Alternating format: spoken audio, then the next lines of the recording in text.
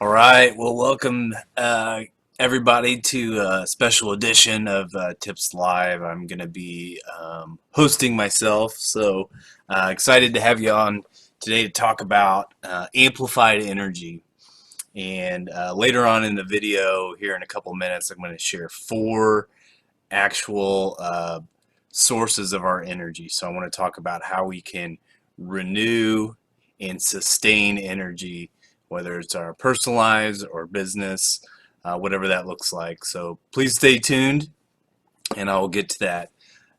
So talking about keeping pace, how do we keep pace with our work cycle? We have some people compare it to the rat race, right? And you can see here that we're constantly in this digital age of always being connected. We're being pushed into longer days.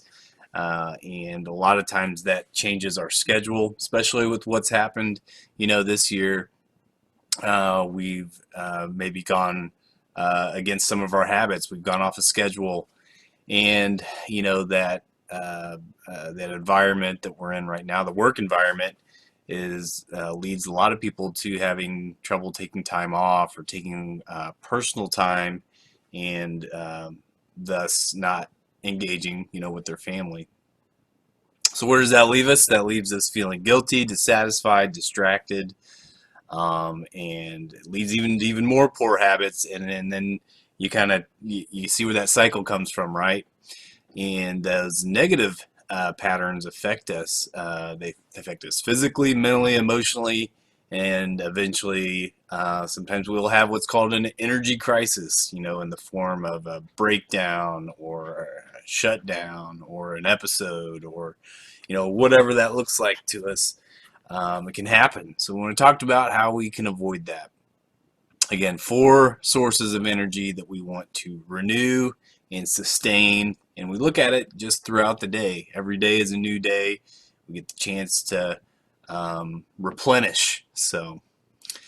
And a lot of this I got from a Harvard study report, and I thought it was pretty interesting, so I put it together in a slide, and I thought I'd kind of present it to you in video form. So thanks to the Harvard review for the information. So time is a finite resource. We all have 24 hours in a day. That doesn't change for anybody. But energy is not. Energy from a physics high school or college standpoint is finite throughout the world. Whether it's kinetic energies passed on to another object, but energy for ourselves throughout the day is not a finite resource. So it's defined as our capacity to work, and our four sources are our body, our emotions, our mind, and our spirit. So we'll dig into that a little bit more here. Um, we all want to live a life by design, not by default. So at Keller Williams, that's kind of a slogan that we have, and it certainly leads not just to the real estate industry, but most people's wish for their life is that they want to be intentional. So by doing that, we create habits with that intention in mind. So those are rituals designed to transform behavior. We don't always know that we're doing those habits, but the intentional habits hopefully are leading us to a goal, right? And those simple habits stack up. Habit stacking leads to big victories. So those small wins lead to the changing direction towards the course you want to be on. So those can be things like going to bed earlier, setting a morning routine, reviewing your calendar before the week starts, taking regular walks. And the result of that is you feel more relaxed, you lose weight, and you gain energy, or you sustain energy through that. So you're building your capacity by improving your habits there. So let's talk about the body. This is our physical energy. So we want to audit any deficits that we have, right? Are we skipping meals or breakfast? Are we deprioritized certain physical activities? Do we have poor sleeping habits? So we want to build sustainable energy through our habits. We want to have maybe spread out those meals, have 5 or 6 meals portioned and spread out throughout the day to help sustain your energy. You want to have scheduled physical activity in your calendar probably in the form of exercise or scheduled walks, but you want to make the time for it. And then really, it sounds silly, but scheduling sleep, so if it's time to go to bed, it's time to go to bed. And your body gets into a rhythm and it needs a certain amount of sleep. It's not the same for everybody, but it is, there is an amount that you need to get to have that renewal for the next day. And then just your ability to take breaks throughout the day, not just physical breaks like we're thinking of, but even mental breaks, so that you can clear your mind, you can reset, and jump back into it, right? So pay attention to your energy reservoir depletion. We're looking at quality energy, not just quantity, So again, the Harvard article talks about not just drinking a bunch of caffeine. Obviously, that's not on here, but um, uh, sustainable, renewable energy sources for our body. Now we're looking at emotions. So that's the quality of the energy that we have. We could have negative energy, we could have positive energy. Obviously, we want to positively affect our performance. So we also need recovery there. Otherwise, we're going to slip into a negative state. By doing that, we become irritable, impatient. We have that fight or flight attitude. Become anxious.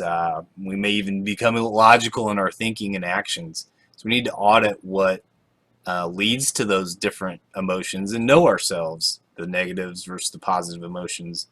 So getting into deep breathing, expressing appreciation and gratitude. That's something big as an organization we try to do multiple times a week, is to thank the people that are blessing our lives, thank the people that are helping us, or just showing thanks, and telling someone else that it happened. And we want to schedule that. We want to schedule time for that. Um, we want to look at our self-talk. How are we? What are we? What kind of thoughts are we allowing in our minds? What am I doing to combat negative thoughts in my mind about myself? Right. And there's really three lenses to view, um, our emotions as we come into a situation, whether it's positive or negative. We can look in the reverse lens. This is something big. When I read this, I really try to do.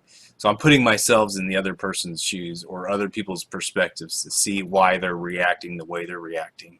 Then I look in the long view to see, okay, what if I make a snap judgment or take a step here, how's that going to affect things long term? And then wide lens is, what am I not seeing? What is there anything here I'm not noticing? I'm not factoring in on what's going on. And then the third is our mind. So we have this energy throughout the day. What are we going to focus on? Is multitasking itself is a distraction. I have the one thing here, which is a book from Gary Keller and Jay Papasan. Talks a lot about different components of being focused, but increasing the amount of time on your main task. Otherwise, you're being less efficient. Creating habits or bunkers around, bunkering in around doing what it is that you need to do and not having those distractions. Again, scheduling time for certain activities that lead to those distractions, and then systematically focus on what's the most long-term leverage. What's going to be the one thing you can do to knock down other dominoes, so for the rest of the day. Oftentimes we look at in the morning, they say eating the frog or tackling that one thing that's going to knock down the rest of the dominoes for the day. Could be your top 20%, but you have to know what that is for you, and given the situation. So setting yourself up for that early morning win, so that if you have fires to put out, that you can still do that, in the afternoon. Something big that we talk about within our organization. And then the spirit, energy of meaning and purpose. So tapping into work when it's consistent with what your values align with, right? So knowing what matters, clarifying priorities, um, doing what you do best and enjoying most, building goals around that, being attentive to our big why, so knowing what really drives you and motivates you, and living in your core values and your daily behaviors, and being in an organization or doing work or being around people that share in that. and then connect with a higher power. Of course, I put that in here. I follow Jesus Christ, and that's where I derive my power, and I pray to Him every day. And I would encourage you to do so as well. You can see how important this slide is here on spirit, achieving success. So you might get positive feedback about something you're good at, but you don't enjoy. Then you may love doing something that you're not good at, but you have a strong gift for it. And then finding the best fits through your DISC, your KPA, and self-discovery. This all kind of combines together for knowing yourself and knowing what you're good at, or knowing what you're passionate about. So hopefully that helps you look at things differently when it comes to energy. I would, at a time of the chaotic times of 2020, I'd encourage you to really look in at a daily win. Focus on how you can win the day to then win the month to win the year. So one day at a time, 1 week at a time, 1 month at a time. Focus on those small wins each day. And if you have a bad day, don't beat yourself up. It's not the end of everything, right? Give yourself some grace and start back on it and implement those positive habits for those small wins. So I want to encourage you with that today. Hope you have a good week. Chris Price at the Indy Property Source. We're with the brand Keller Williams Realty. We're excited to be in business with. And you can find us on the web, theindypropertysource.com. I'd encourage you to keep following us on our platforms on Facebook. We also have a YouTube channel, Instagram, LinkedIn, Twitter. We love putting out content there for you. So we'll talk to you soon.